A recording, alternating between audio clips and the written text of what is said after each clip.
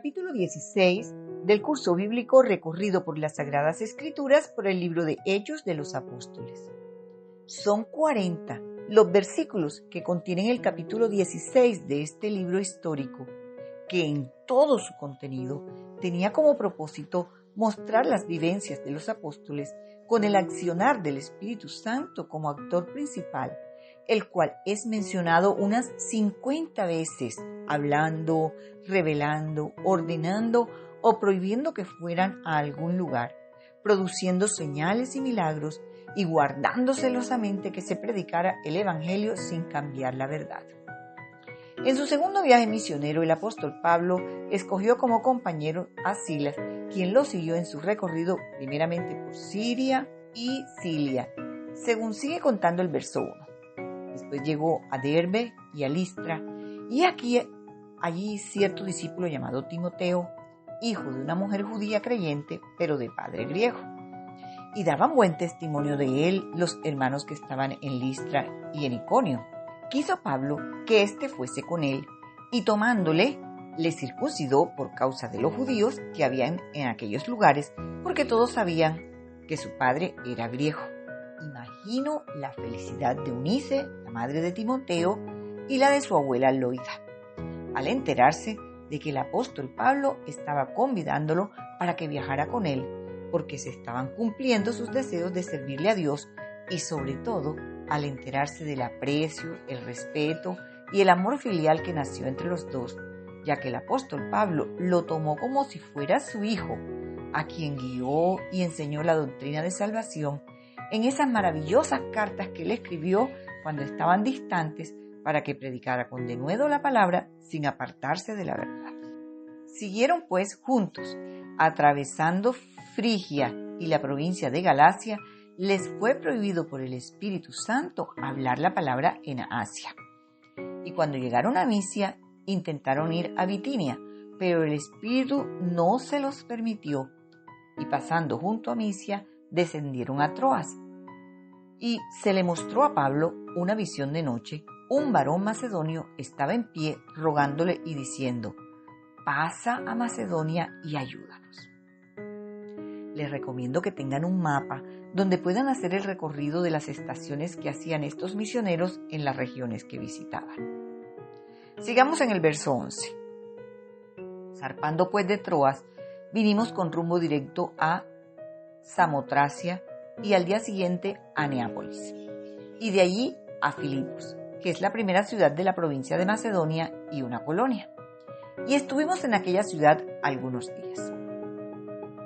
Era necesario estar en el lugar preciso, a la hora indicada, para cumplir con una cita concertada por Dios con una mujer influyente para ofrecerle el plan de salvación a toda su familia, tal como lo dice el versículo 14.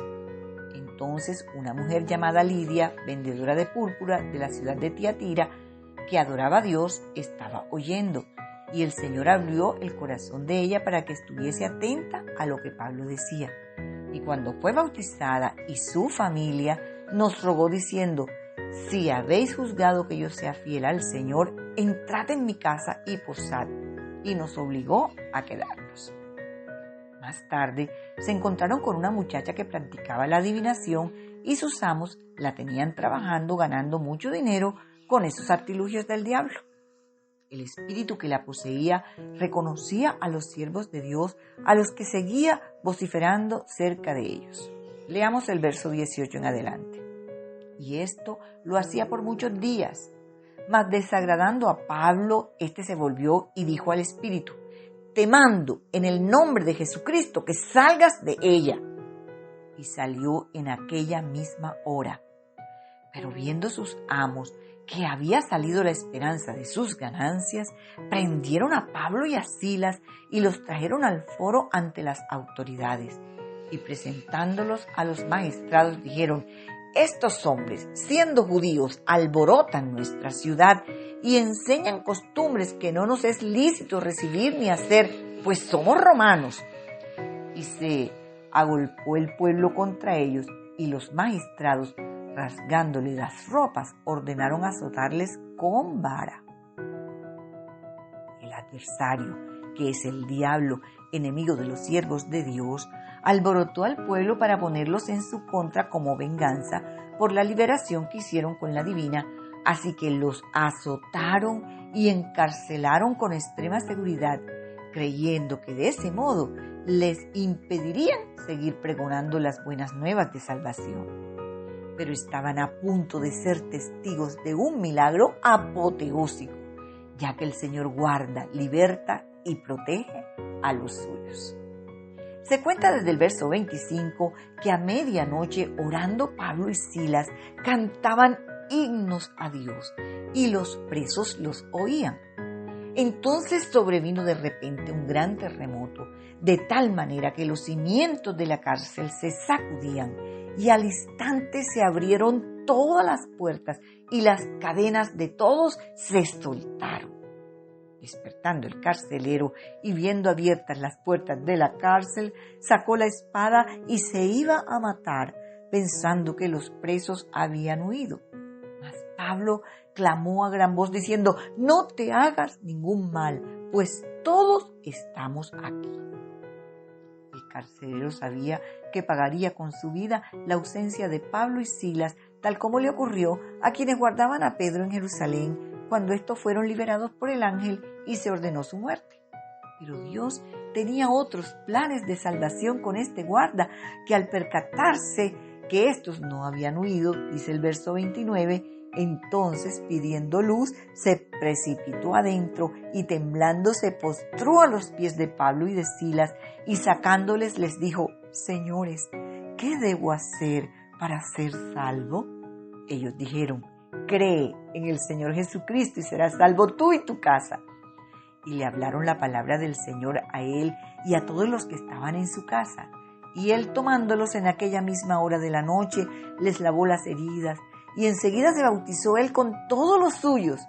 Y llevándolos a su casa, les puso la mesa, y se regocijó con toda su casa de haber creído a Dios. Este guarda entendió que estos hombres tenían un Dios todopoderoso, y él en su casa aceptaron a Jesús como su Salvador. Al ver los prodigios y los milagros, creyeron y se convirtieron y se bautizaron, tal como ocurrió con Lidia. Su decisión favoreció a sus familiares, que fueron salvas. Pero los magistrados no sabían que Pablo era romano, por tanto tenía un trato preferencial ante la ley y no podía ser azotado, apresado, juzgado y sentenciado sin que hubiese una sentencia judicial emanada de Roma. Entonces decidieron soltarlo, rogándoles que se fuera de la ciudad sin formar más alboroto. ¿Se fían lo que les vengo diciendo? Que los que aman a Dios, todo lo que les sucede es para bien. Pues el haber sido encarcelados injustamente permitió que toda la familia del carcelero se convirtiera a Jesucristo y que Lidia, esta mujer influyente, llevara la salvación a su casa. Les ruego por favor que lean todo el capítulo 16 del libro de Hechos de los Apóstoles. No se queden tan solo con esta explicación. Escudriñen las Escrituras.